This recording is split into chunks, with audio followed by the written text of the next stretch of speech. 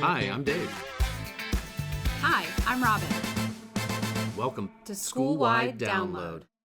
All right, welcome back to Schoolwide Download. Have you ever had this perfect digital activity planned?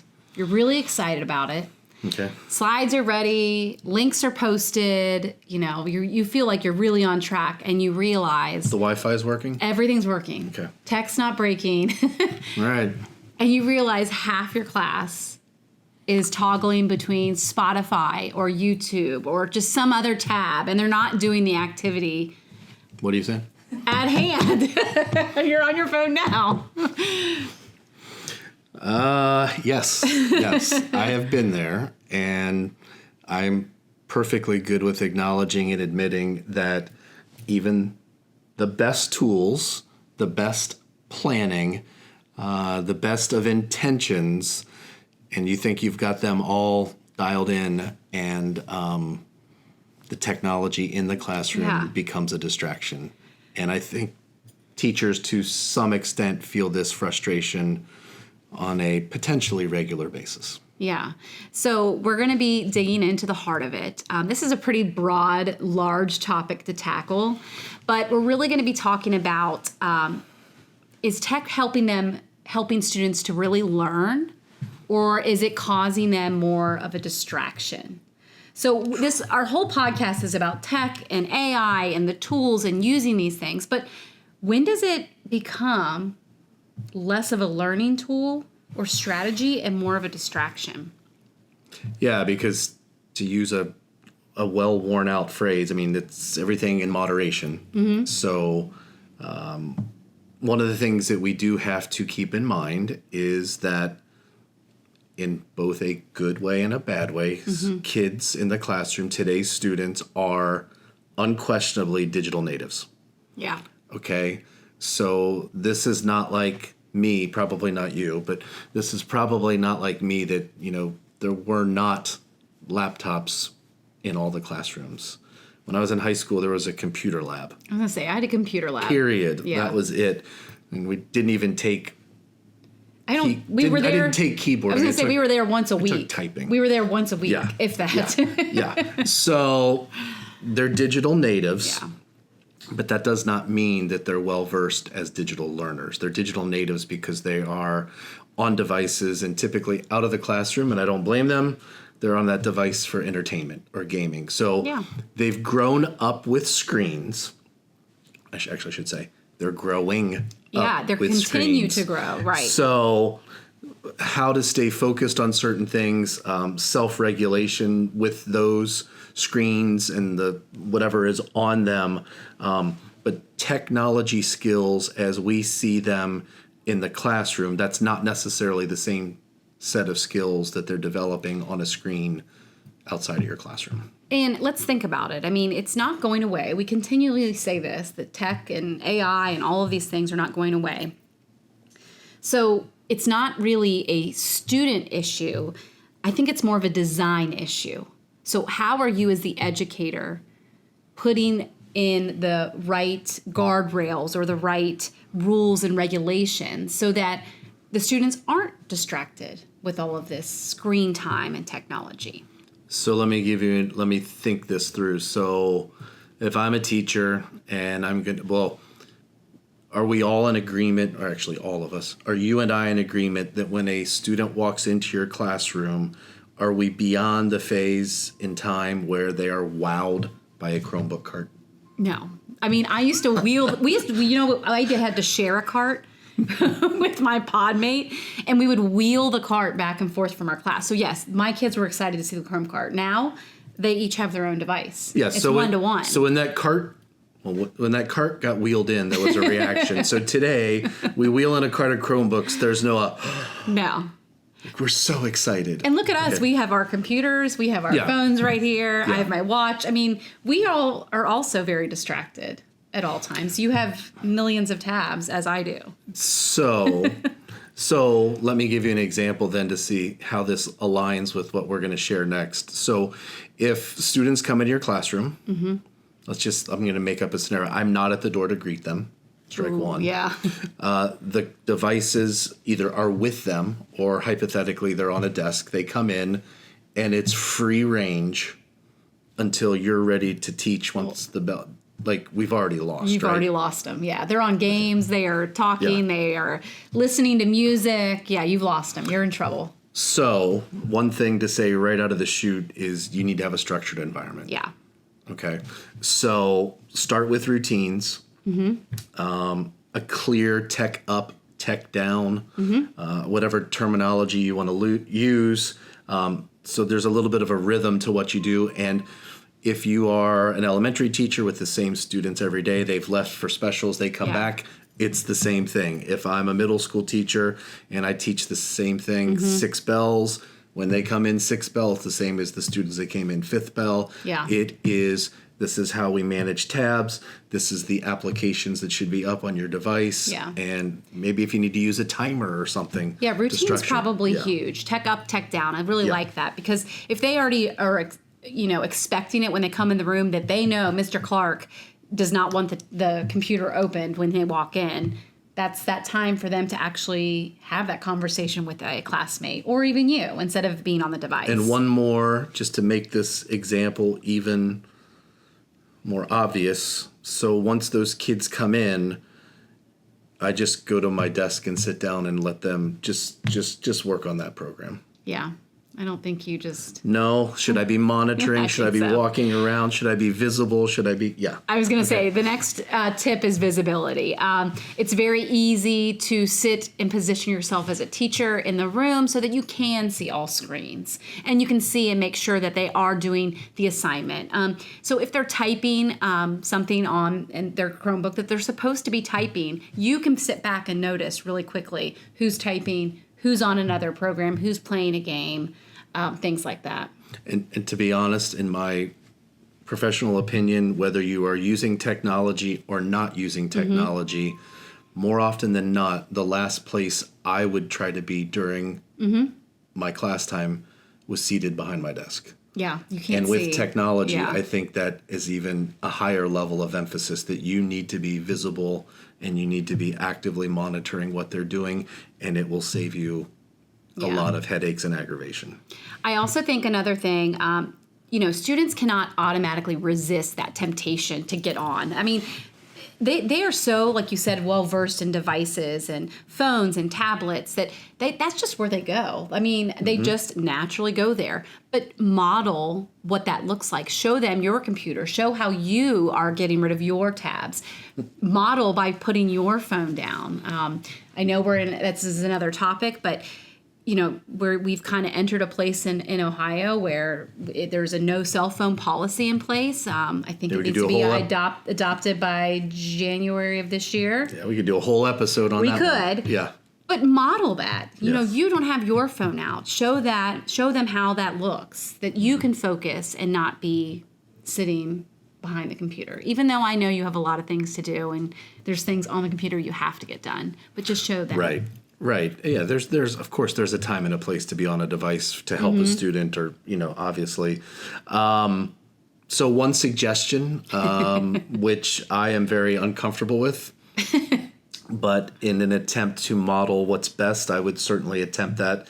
If I was back in my 7th grade social studies classroom, it would be somebody came up with, it's a good idea. It's called the 2-tab rule. There's just no way.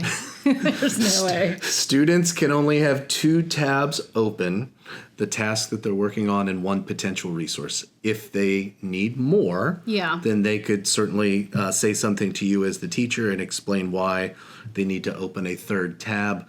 But makes it easy on you though, as checking. Like if I'm sitting back in the room and I'm looking, 2 tabs is a lot easier for me to manage and notice if they're all on task. And I don't know if this ever happened to you. This did happen to me a couple of times when I would be monitoring work that was being done and walking up. Man, did I have several kids that were very well versed in the minimize button when I got to their seat or their desk. So I think if you emphasize it's 2 tabs, that makes that a little bit more easy to monitor. But knowing that there's certainly going to be occasions where students will test you on that. They're always going to test. Maybe. Yeah, maybe. All right, so why don't we make tech purposeful and active? All right, so We've talked a lot about this, making tech purposeful, having that clear understanding and plan. yeah, and one of the things to point out is just like with other assignments that kids are working on, if kids or students are just consuming or reading slides or filling in the blanks, I hate fill in the blanks. then you've just, not to belittle paper, Yeah. but you've just taken something on paper and now you've just put it into a digital space. You really haven't upped the rigor. You haven't made it more. You just gonna replaced paper with a digital screen, the lowest level of engaging instruction. So distraction is going to come quickly if they're not engaged in what they're actually doing. So one suggestion, increase the rigor of the work that you're doing. Have them doing something where they're not just potentially copying, they're actually creating something. They're making a Padlet post. They are recording a response on some type of screencasting tool or a recording tool, or they're collaborating with other students within the confines of a document. Things that are going to keep them engaged because there's interaction and there's potentially creating something, not just doing something they could do And on I something think else. that if you're finding a lot of kids on the computer or on things that they should not be on, I think that's what it is. I think that there's a lack of rigor. I think kids are not interested clearly in the assignment you have provided, and they're going to other things. I can think back on my time as an instructional coach, and I'd have teachers that would complain about this quite a bit, like they're on the computer too much, they're on this game, they're not following the rules. Well, what are you doing in the room? Right. What are you doing in the classroom that's engaging them? Because if you're not engaging them, they're going to jump onto the computer and jump on something that they shouldn't be. So making that tech purposeful and is making an active tech. Like you said, if they're engaged in it, they're going to want to be on it the correct way versus jumping to something else. So, Robin, can they occasionally change, or I don't want to say regress because I don't think it is. Maybe it's, can we do some vintage learning? Yeah. Are we allowed to use paper and pencil or pen every now and then? I mean, we've talked about this. I think that there's always a need for that. Kids still need to write. So I think some way to fight this distraction that we're saying is to maybe go off screen for part of the lesson. Maybe they know that the beginning part of your lesson, the engaging part, they're on the screen. And like you said, computers off, they close it down, and they're going to do something paper, pencil. And then knowing maybe at the end, as their exit ticket, maybe that then is on the computer again. Right. Having that balance in between. I do think with, looking at differentiation and small grouping and a lot of these things, technology does help us. Absolutely. It gives us that balance of, it allows me to pull a group as well as the rest of the class working on something, and technology is great for that. But making sure there's that balance of paper and screen. And if you're not sure of why you added technology to the lesson, in other words, if you haven't thought through as a teacher, how is this enhancing engagement, or how is this, like you mentioned, providing a differentiated option for maybe a certain subset of learners? If you're using technology just for the sake to say I use technology, it's probably not improving student outcomes. It used to be in your evaluation. Yes. I remember that being a thing. You had to have some sort of technology. I don't think that need is there because it's so saturated within our schools and within our kids' learning anyway. A lot of curriculum nowadays, if you've adopted anything new, a lot of it has a ton of technology tools with it and already embedded in it. So there might always be that need to add. Like you said, if you're just adding to add, I don't think that's the best way. Make sure it's intentional. And if you're thinking, well, this may be one of the few times this learner gets to interact with technology, I'm going to tell you you're probably mistaken. Yeah. Those days are gone. Because I'll just give you a quick example. There's a family that sits in front of us at the FC soccer games, and they've been at several of them, and I'm not sure if these 2 7-8-year-olds have ever seen the game yet. Are they there? They're at the stadium. Okay. Because they are so engrossed in their devices and their headphones. They've probably never heard the celebration of a goal because they're so embedded into the system. So if you're worried that students are missing out on an opportunity for screen time, I can tell you in most situations that's not the case. Yeah, no. They're getting plenty of screen time in other places. I think it used to be that like fear of like, I'm trying to expose my class to all things technology because it was so new. And it was a new thing. Like I said, the Chrome cart was being wheeled into our room. The kids are excited. We're not there anymore. No. They have plenty of time to get on technology and screen time. So you're not, you telling them to prioritize what they're doing on their computer versus paper. I think you're in a safe space to be able to do that now. All right, well, let's shift to something to try tomorrow. Okay. So try this tomorrow. All right, here it is. Try a digital focus routine. So, Robin, I've got some examples for us. help us out here. Okay. So, a one slide posted with the agenda and task links. So, you'd have one slide and you have the links that they're allowed to use for the day for the assignment. So it keeps them organized, it keeps them on track, and it's easy for the teacher to kind of be able to see if they're using the correct tools and apps. So so let's say I wanted to, oh my gosh, I want to give them choices. Mm-hmm. Is that okay? As long as I've provided them the choices. You've provided the choices, yeah. Right. And the agenda's there, so it keeps them on track. Okay. 2-tab rule reminder, which I don't know if we can do that, but we can try. I would try. It is easy to monitor. You're able to scan the room quickly and really know, especially if the 2-tab rule, the tabs that you provided are things that you just, like, I know. Like, if it's a program and it looks a certain way, I can tell very clearly what they're on and not on. And, of course, we do know there are software options available that you can certainly monitor what student screens have on them. But I think with you being mobile throughout the classroom, be visible, be conversational, set this up, you're going to minimize that happening. The last one I really like, it's a 3-minute focus timer.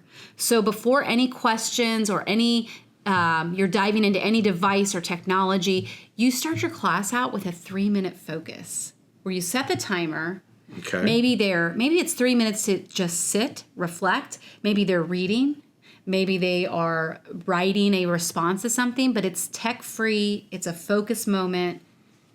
You could even end your class that way, you know? You could have some soothing music. Yeah, or something. I could see it right now. Yeah, like do a little Zen kind of like calming. Mindfulness. Yeah, I like it. So those are kind of my 3 examples of how to put that routine in place. So what I like about those, all of them to a certain extent, it sets the tone and the parameters of where you should be and by default where you shouldn't be. I think it will reduce wandering. Reduce, not eliminate. No, because let's be honest, the big takeaway, technology is going to always provide a distraction. Yes. But with routines, with modeling, purposeful design, we can help students to build those habits. And that might last them into later down the road. Right.